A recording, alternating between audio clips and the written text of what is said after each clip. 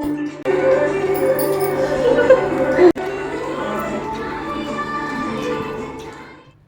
Friends, చాలా రోజుల తర్వాత నేను నా మరదలు కలిసాం. మేమెప్పుడు కలిసినా ఏదో ఒక వంటపై ప్రయోగం చేయటం మా సరదా. సరే, ఇవాళైతే మేము దమ్ బిర్యానీ చేసాం. ఎలా వచ్చింది ఏంటి లిపాది ఫీడ్బ్యాక్ ఎలా ఉంది అన్నీ చివరి దాకా వీడియో చూసి తెలిసేసుకోండి.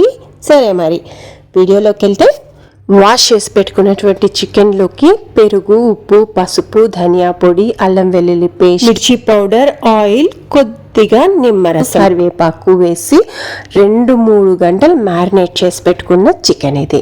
నేనైతే మార్నింగే చికెన్ని మ్యారినేట్ చేసి ఫ్రిడ్జ్లో పెట్టాను. పెట్టుకున్నామా, ఫ్రిడ్జ్లో ఉంచి తీసి కాసేపు పక్కన పెట్టుకోవాలి.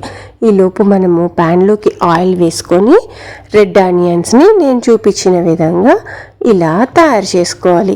మీకు వేయించుకోవడానికి ఓపిక లేకపోతే ఆయిల్లోకి వేసుకొని డీప్ ఫ్రై కూడా చేసేసేయచ్చు. మేమైతే ఓపిక్గా షాలో ఫ్రై చేసి రెడ్ ఆనియన్స్ని ప్రిపేర్ చేసి, అంటే నేను ఇక్కడ 2 బిగ్ సైజ్ ఆనియన్స్ని సన్నగా కట్ చేసి షాలో ఫ్రై చేసి రెడ్ ఆనియన్స్ తయారు చేసుకున్నాను. హాఫ్ ఆఫ్ ది పార్ట్ మనం మ్యారినేట్ చేసుకున్న చికెన్లోకి వేసి, ఇంకా బిర్యానీ దినుసులు మీ దగ్గర ఏముంటే అవన్నీ ఇందులోకి వేసి, పచ్చిమిర్చి, పుదీనా, కొత్తిమీర బాగా దట్టంగా వేసి, ఆయిల్ ముందే వేసున్నాం కాబట్టి ఇప్పుడు బాగా చేత్తో కలిపి మసాజ్ చేయాలి చికెన్ని.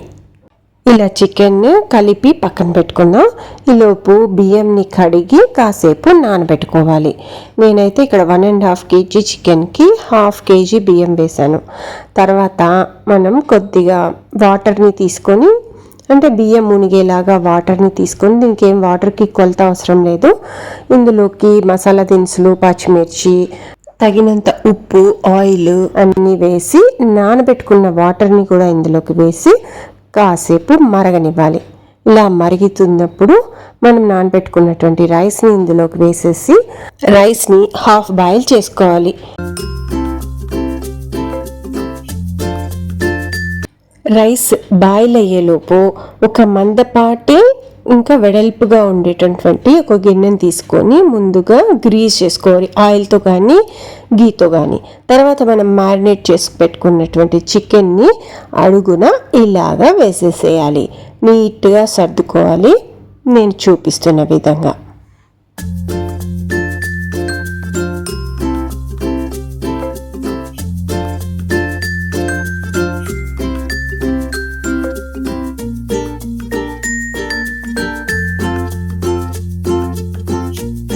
ఈ ప్రాసెస్ దగ్గర అయితే నా మరదలకి ఒకే డౌట్ అనమాట. సరే, ఇలా పచ్చిదే పెట్టేస్తున్నావు, నేనైతే కాసింతసేపు వేయించి మళ్ళీ పెడతాను, ఉడుకుతుందంటావా అని చెప్పి చాలా డౌట్ ఉండే. మీరే చూడండి చికెన్ ఉడికిందా లేదా వీడియోని చివర్లో తెలుస్తుంది. సరే, ఇప్పుడు ఒక లేయర్ మనం చికెన్ని వేసేసుకున్నాం కదా. ఇప్పుడు ఈ రైస్ హాఫ్ బాయిల్ అయ్యింది. ఈ రైస్ని కూడా పైన ఒక లేయర్ వేసేసుకుందాం.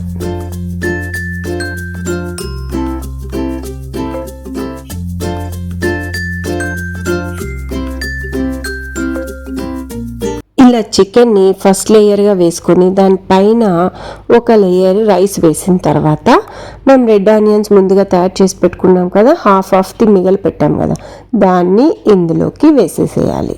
ఇలా నేను చూపిస్తున్న విధంగా మొత్తం స్ప్రెడ్ చేసి, ఇంకా పుదీనా, కొత్తిమీర కూడా ఇక్కడ ఇలా స్ప్రెడ్ చేసుకోవాలి. ఇప్పుడు సెకండ్ లేయర్ రైస్ని కూడా వేసాము. ఆ తర్వాత మళ్ళీ మిగిలించుకున్నటువంటి రెడ్ ఆనియన్స్ని, కొత్తిమీర, పుదీనాని ఇంకొక లేయర్ వేసుకొని చివరిగా 2 స్పూన్ల ఘీని వేసుకోవాలి. మీ దగ్గర కుంకుమ పువ్వు ఉంటే పాలల్లో కలిపి ఇక్కడ వేసుకోవచ్చు. నేనైతే అది స్కిప్ చేశాను అనమాట.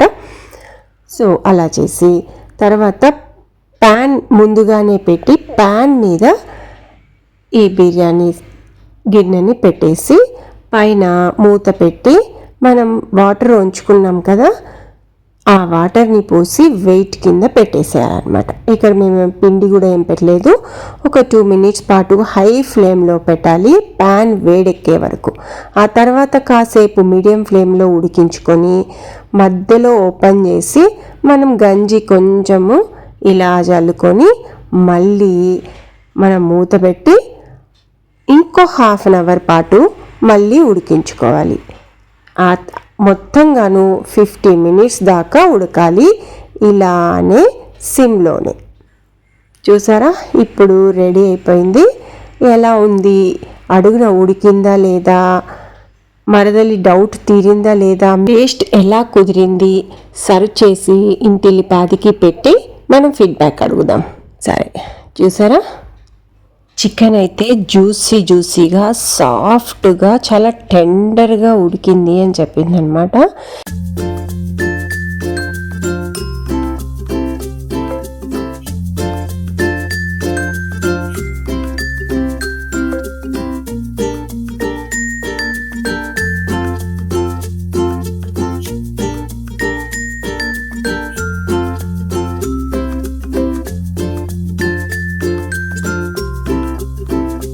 ఇక నేను ప్లేట్నైతే దమ్ బిర్యానీతో పాటు చికెన్ గ్రేవీ పెట్టి ఆనియన్స్తో సర్వ్ చేసేసాను.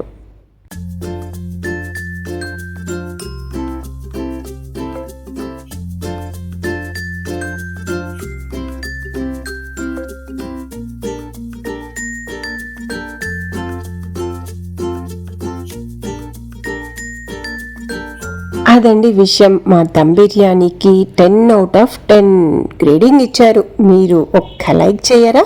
సరే మరి, మరో మంచి వీడియోతో మళ్ళీ కలుద్దాం.